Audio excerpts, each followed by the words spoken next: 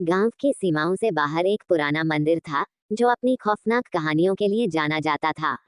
लोग कहते थे कि वहां रात में अजीब अजीब आवाजें आती थी और कई लोग जो वहां जाने की कोशिश करते थे वो कभी वापस नहीं लौटे। लेकिन एक दिन एक युवा पत्रकार आर्यन ने तय किया कि वो इस मंदिर का रहस्य उजागर करेगा। आर्यन ने अपने दोस्त समीर को साथ लिया। दोनों ने एक शाम को मंदिर की ओर चलना शुरू किया। शाम का अंधेरा छाने लगा था और हवा में एक अजीब सी सन्नाटा था।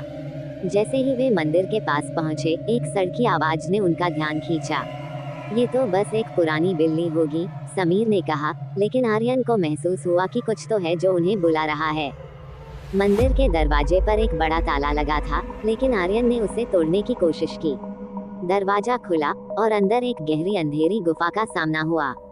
दोनों ने टॉर्च जलाई और अंदर जाने का निश्चय किया।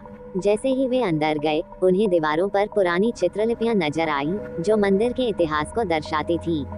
एक चित्र में एक खूबसूरत महिला को दिखाया गया था, जिसके साथ एक भयानक राक्षस था। ये कौन है? समीर ने पूछा। शायद यह उसी महिला की आत्मा है जिसके बारे में लोग बात करते हैं, आर्यन ने जवाब दिया। जैसे ही वे और अंदर गए, एक ठंडी हवा ने उन्हें घेर लिया। उन्हें एक पुराना यज्ञ वेदी मिली, जिसके चारों ओर पूजा के लिए रखी गई वस्तुएं थीं।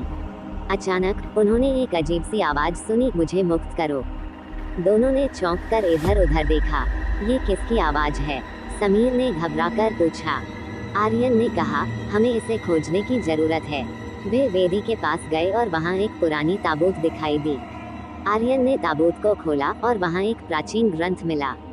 ग्रंथ पर लिखा था कि मंदिर में एक देवी की आत्मा दबी हुई है, जिसे मुक्त करने के लिए एक विशेष अनुष्ठान करना होगा। हमें इसे करना चाहिए, आर्यन ने उत्सुकता से कहा। लेकिन समीर ने कहा, अगर यह सच है तो हमें सावधान रहना चाहिए। आर्यन ने अनुष्ठान के लिए आवश्यक सामग्री इकट्ठा की। जैसे ही उन्होंने अनुष्ठान करना शुरू किया, अचानक से गुफा में एक खतरनाक आवाज गूंजने लगी। तुमने मेरी नींद तोड़ी है, एक भयावह आकृति ने उनकी ओर बढ़ते हुए कहा। ये वही राक्षस था जो चित्र में था। समीर घबरा गया और चिल्लाया, हमें भागना चाहिए। लेकिन आर्यन ने कहा, नहीं, हमें इसे रोकना होगा। उसने अनुष्ठान जारी रखा और राक्षस ने क्रोधित होकर उन पर हमला करने की कोशिश की। आर्यन ने अपनी पूरी शक्ति से मंत्र का उच्चारण किया। एक चमकदार रोशनी ने गुफा को भर दिया और राक्षस ने एक कराहते हुए स्वर में कहा, मुझे मुक्त करो। आर्यन ने अपनी आंखें बंद कर ली और कहा, देवी, तुम्हारी शक्ति हमें इस भयानक प्राणी से बचाएगी। अचानक एक हल्की आवाज आई, मुझे मुक्त करो और मैं तुम्हें दिखाऊंगी कि क्या छुपा है। आर्यन ने फिर से मंत्र का जाप किया और अचानक गुफा में हलचल हुई। राक्षस की शक्ति कमजोर पड़ने लगी। क्या तुम सच में ये करना चाहते हो? राक्षस ने डरते हुए पूछा। अगर तुमने मुझे मुक्त किया तो मैं तुम्हें अमरता दे सकता हूँ। आर्यन ने ठान लिया कि वो इस जाल में नहीं फंसने वाला। उसने जोर से कहा, मैं तुम्हें नहीं डरने दूंगा, और उसने एक अंतिम मंत्र का उच्चारण किया। अचानक राक्षस चीखने लगा और गुफा में एक जबरदस्त विस्फोट हुआ। प्रकाश की एक किरण चमकी और राक्षस ने अंतिम बार चिल्लाते हुए कहा, तुमने मेरा राज खोला है। जब धुआं छटा तो मंदिर में एक अद्भुत बदलाव हुआ। देवी की आत्मा प्रकट हुई और उसने आर्यन और समीर की ओर देखा। तुमने मुझे मुक्त किया है, उसने कहा। अब मैं तुम्हें सच्चाई बताऊंगी। देवी ने बताया कि राक्षस एक समय पर मंदिर का रक्षक था, लेकिन उसकी ताकत ने उसे भ्रष्ट कर दिया। उसने आर्यन को बताया कि मंदिर में एक अनमोल खजाना छुपा है, एक ऐसा खजाना जो हर इंसान के दिल की इच्छाओं को पूरा कर सकता है। आर्यन और समीर ने एक दूसरे की ओर देखा। क्या ये सच है?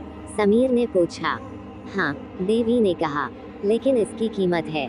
केवल वे जो सच्चे दिल से आए हैं वह इसका प्रयोग कर सकते हैं। आर्यन ने देवी से पूछा, तो हमें क्या करना होगा? बस तुम्हारे दिल की सच्चाई को जानना होगा, देवी ने मुस्कुराते हुए कहा। खजाना तुम्हारा है। आर्यन और समीर ने मंदिर के भीतर गहरी खुदाई की। वहां उन्हें एक सुनहरी कलश मिला जिसमें असीमित शक्ति थी। जैसे ही उन्होंने उसे छुआ, एक अद्भुत एहसास हुआ। उन्हें पता चला कि सच्चा खजाना तो उनकी दोस्ती और साहस में था। वे वापस लौटने का निश्चय करते हैं और देवी ने उन्हें आशीर्वाद दिया। मंदिर के दरवाजे पर जाते हुए उन्होंने पीछे मुड़कर देखा। मंदिर अब पहले से कहीं ज्यादा खूबसूरत और शांत था। गांव में लौटकर आर्यन और समीर ने अपने अनुभव साझा किए और लोगों को बताया कि सच्चा खजाना क्या होता है। वो है सच्चाई, दोस्ती और साहस। और इस तरह उस पुराने मंदिर में दफन राज अब गांव की एक नई कहानी बन गया, जो आगे आने वाली पीढ़ियों को प्रेरित करती रही।